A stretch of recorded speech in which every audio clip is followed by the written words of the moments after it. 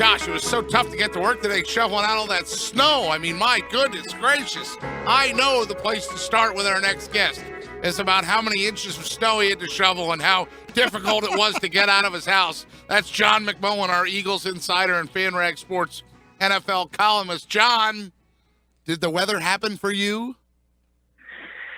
It did happen. It wasn't nearly as much as expected, but I'll tell you, it was instead of the snowpocalypse, it was the slushpocalypse. And in a lot of ways, that's worse because when you bring out the shovel and you pick up every single piece of it, and it's like picking up a little kid. I'd rather have 12 inches of snow. So it all depends. And slush, I guess ice is worse than slush, but slush is certainly worse than snow.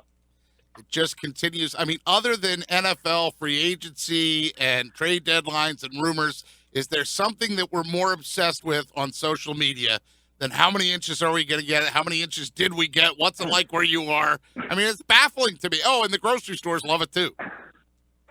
Oh, yeah. Well, the grocery stores are absurd because I always say, worst case scenario, Pete, say it snows 2 feet. How long are you going to be trapped in before you can get to the Wawa?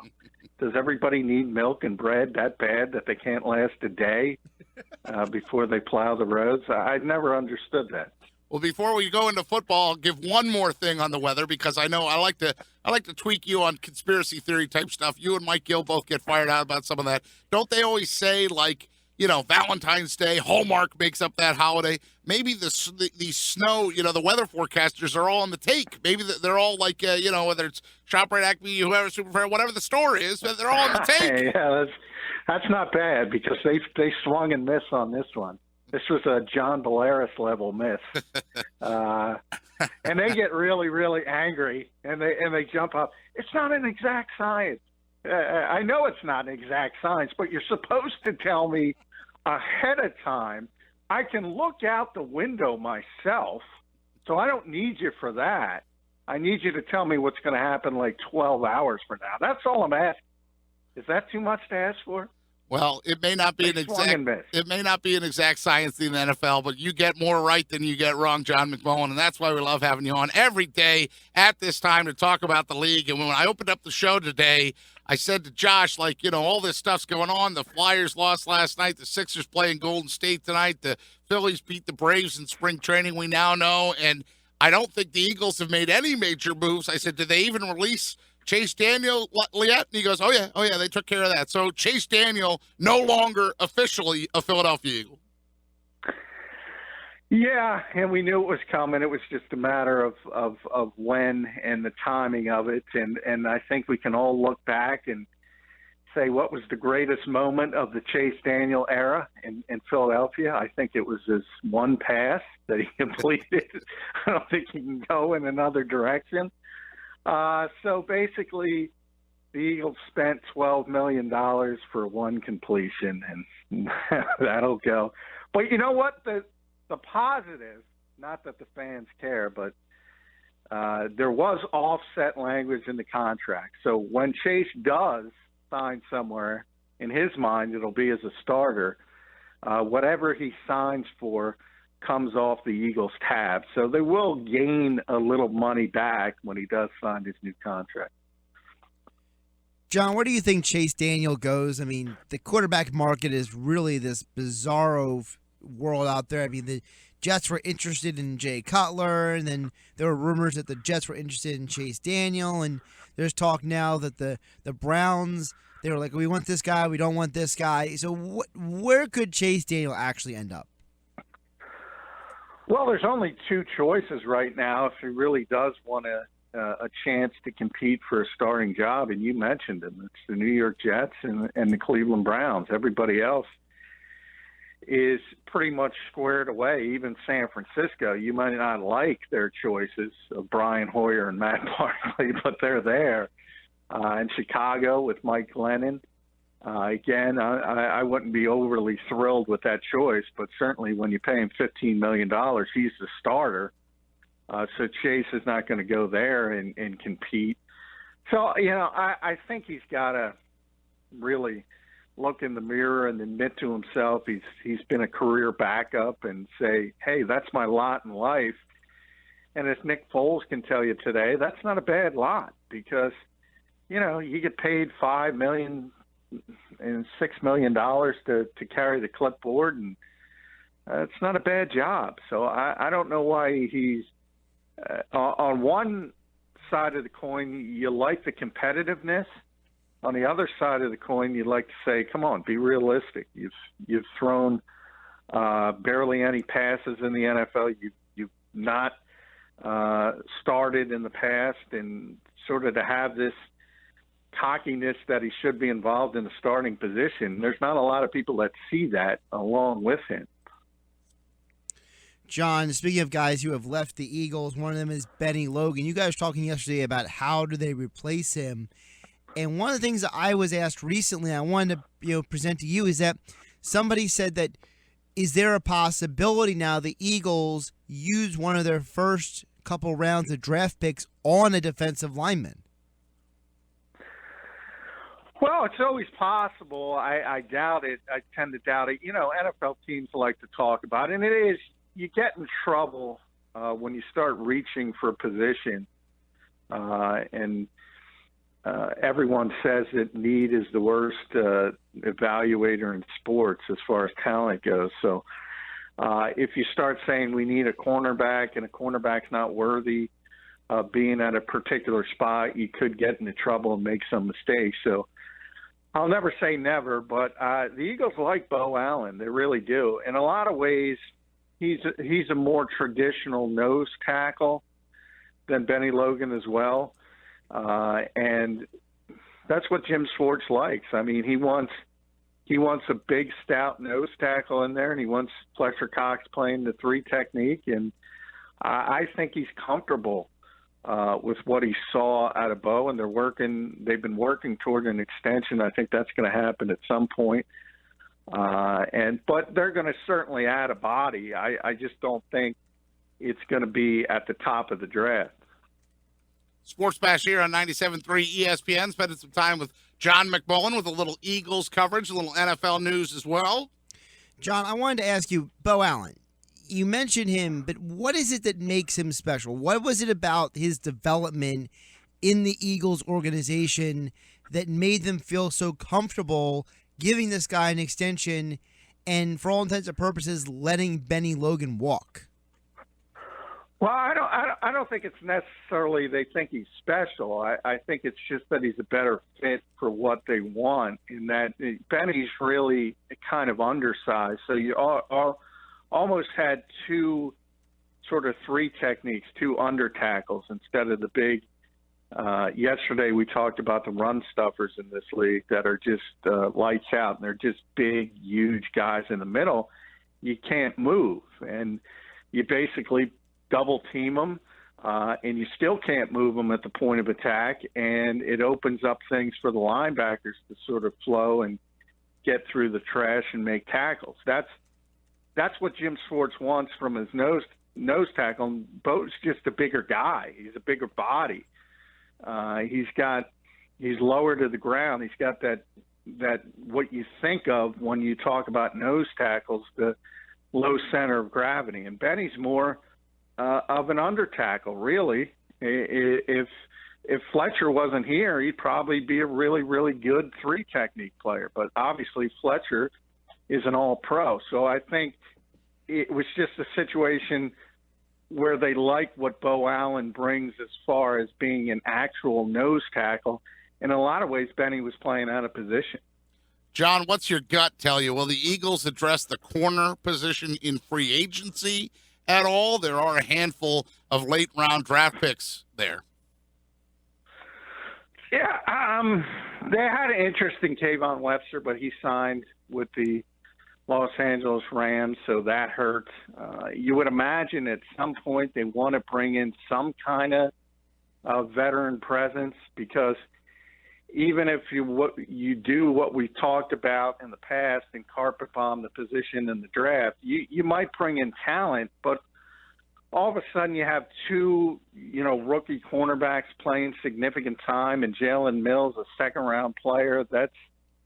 It's generally not good in the NFL because it's really, really difficult to go from even for star corners to go from the college level to the pro level because they're so picky and so ticky-tack at the professional level, and they call you for everything. And they're not used to it in college, especially when you're at these big-time level programs. Sometimes you get away with stuff. You can be more physical. If you look at those Michigan State corners, they've always had great press corners, always, at college. Denard, Trey Waynes, players like that. And they look lights out in college. And they get to the NFL, and all of a sudden the flags start flying, and they can't adjust.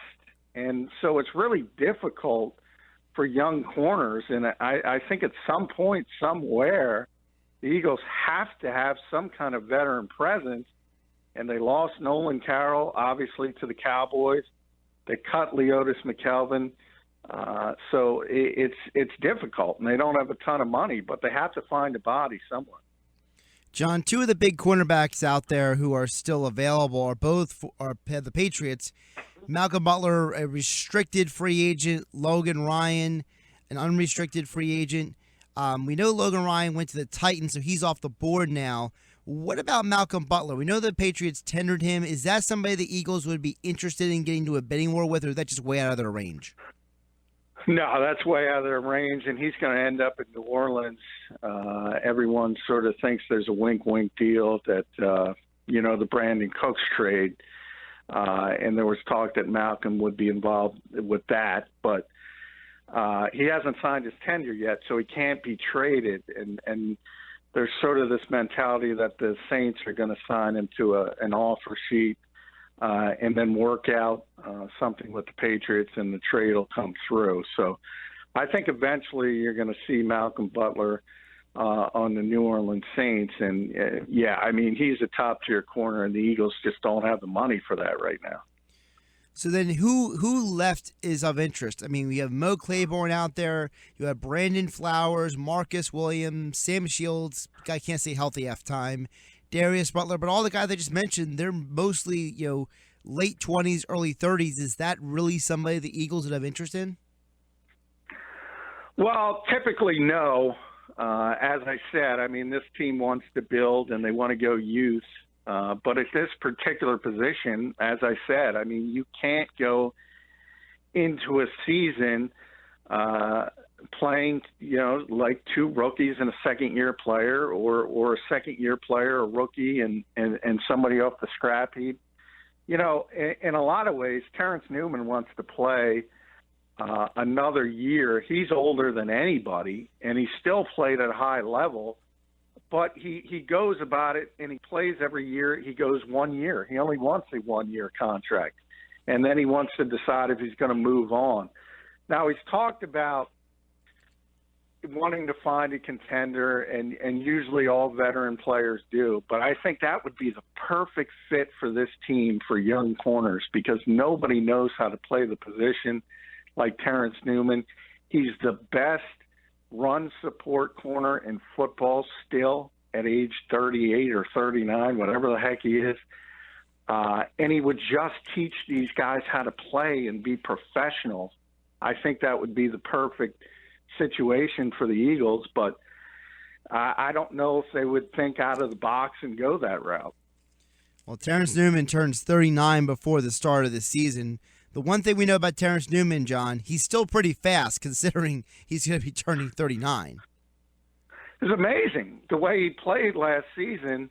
It's unbelievable that he can play that position at that level in the NFL, but he keeps doing it. And as I said, a lot of it has to do with technique. A lot of it has to do with veteran savvy, because he knows how to play the game. And as I said, run support with corners, as you guys can see every week, it's a lost art. Basically, nobody can do it anymore because they're not taught how to tackle the fundamentals at the college level. He's tremendous at it. It's almost a coach on the field type situation. He wouldn't cost a lot of money. He basically, signs 1 year, $5 million contracts. And by the way, if he stepped in here tomorrow, he'd be the best cornerback on the team. He can still play. And I know it doesn't make sense, but watch him on the field, and he can still play. John McMullen with us. I'm thinking when you're mentioning names here, John, I'm thinking of Darrell Green, right? You remember that From Elway to Marino, great documentary where they talk about that 83 draft. So in your mind, John, who was more impressive late in age at corner, Darrell Green or Terence Newman? Yeah, that's a good question. I mean, they're both so good at and the interesting thing about Darrell Green, though, is because obviously he was, if not the fastest player in the NFL, certainly amongst the fastest, and he was able to keep that very, very late until his career. There were different type corners. Newman, as I said, gets by more on savvy. Still plenty fast. He's still able to keep up with most receivers in this league. But I think as far as technique, Terrence was better. As far as athletic gifts, Green was better. But, hey, you take either. And it's always amazing when you can play that position deep into your 30s because, let's face it just doesn't happen often. John, let's hit on some of the NFL national stories. So Eddie Lacy is going to Seattle on a 1-year, looks like basically a prove-it deal. According to some reports, he was actually 267 pounds at one of his visits. But Pete Carroll came out and said he isn't worried that he, quote, I want him big. He wants him in his 240 range because he wants him to be a big back. Is that really that smart? Well, no, it isn't very smart. He does. I mean, hey, Eddie Lacy at 237, 240 is a heck of a running back who can really make it very, very difficult for defensive backs in this league. You don't want to take him on in the open field, and he still had that ability at that weight to have a lot of movement skills. But at 267, 270, I mean, he's not the same player, and there's a reason. He fell out of favor in Green Bay. I mean, Green Bay is the ultimate team that rewards their own. If you play well, they're not going to let you leave. Now, they did want him back. They'd offered him a similar 1-year contract, but it tells you a lot when the Packers let a player go who has that kind of talent. And for him, it's all involving fitness. And as I said, if he stays around 235, he's a really good player. If he's playing at 270, he's not. And it's not going to hurt them from a financial perspective because they only guaranteed $3.5 million, and the rest of the contract is sort of a per-game roster bonus, which basically says keep yourself in shape or you're not going to dress and you're not going to get this extra money. And we'll see how it works out. I guess for a team that thinks they're on the cusp of the Super Bowl still, and Seattle probably is, it's probably a worthwhile gamble. But if you're a young growing team like the Eagles, that's not the kind of player you want to bring in. Any surprise from you, John, that Jamal Charles is still going to make his visit, given what Eddie Lacy did today, signing with the Seahawks? Yeah, a little bit, because they have C.J. Prosise as a second-year player who showed some signs, but he got injured. And maybe that's just a favor to a guy who's, got a big reputation, and sometimes you do that in this league. And he's sort of like Adrian Peterson. I mean, it's like everybody's getting paid in this league except the running backs. Eddie Lacy was the first domino to fall, but let's face it, that's not a good contract. And think about it. Fullbacks are getting paid more than the running backs. Kyle Juszczyk went to San Francisco on a big deal. Patrick DeMarco went to Buffalo. Nobody wants to pay running backs, and nobody wants to pay over 30 running backs, even when their names are Adrian Peterson and Jamal Charles. It's amazing how devalued that position has become. And I don't understand it, because every year when you go deep into the playoffs and you look at the teams, you see running backs making plays. You could argue James White, different type of running back. He could have been Super Bowl MVP for the impact that he had on that game. Yet nobody wants to pay these guys. It's really amazing. Coupling what you just said, John, with the fact that Adrian Peterson was in Seattle, left without a contract, and now Andy Lacy, the man who, Pete Carroll, I want him to be big. Okay, that guy gets a contract. So, can he sign me? Is that a reflection of Adrian Peterson just asking for way too much money? Probably. I would think if he was willing to play for that same contract, I think they would have taken Adrian. I don't think there's any question about that. But he's probably looking for the contract in the $6-7 million a year range, and guys don't want to hand that out for over 30 running backs who are two-down players. And that's what Adrian is at this stage, because he's not very good catching the ball out of the backfield. He's not a very good pass protector. So if you're a team and you take the name away and you didn't know who Adrian Peterson was or what he's done, and you say, am I going to pay $7 million for a guy over 30 who's a two-down back? The answer is no. So he's got some issues. And I think Latavius Murray is in Minnesota today, and there's a good chance the Vikings are going to sign him. And Adrian Peterson, we might be talking about a guy who's going to have to retire because nobody's going to pay him what he thinks he's worth. John, I want to ask you quick about tight ends. Jared Cook, there were thoughts he was going to go back to the Packers. They say he asked for too much money. He leaves. They get Martellus Bennett and Lance Kendrick, so they get two tight ends. And then Jared Cook, it looks like he's not having a good free agent tour. He went to the Bears. He went to the Vikings. So, where is Jared Cook going to end up? Yeah, he went to the Seahawks as well. Who Luke Wilson is. That makes it even worse. Agent. Yeah, and Jimmy Graham's on his contract year. So I think a lot of Jared Cook he's always had a ton of talent. You remember him from the Rams before he went to the Packers, and he had a big impact on Green Bay down the stretch when they went on that run. But you sort of ask, is that the chicken or the egg? And the fact that Aaron Rodgers seems to make everybody look good. And I think that's part of it. I think he should have stayed in Green Bay. And now that has sort of that avenue has been closed for him. He used to play with Sam Bradford, so the Vikings make some sense, but when the two were in St. Louis together, but I don't think he's getting a big deal by any stretch of the imagination, and I think he overplayed his hand with Green Bay. John McMullen, he joins us every day at this time on the Sports Bash. He's our Eagles insider and NFL columnist for FanRagSports.com. You can find him on Twitter at JFMcMullen, or email him if you like, jmcmullen44@gmail.com. Johnny Mac, no Mike Gill today. He is in Florida, made it there successfully. Hope you enjoyed the time with Josh and me instead of the MG. Hey, I always love you guys. Thanks for the time. Enjoy it. And you don't have any snow to dig out of, so I got to get back to the slush. That's right. All rain down here, baby. Sometimes the Jersey Shore, our former weather guy used to call it the black hole of the Jersey Shore, where systems go to die. So still flooding down here, but Hey, thanks, guys.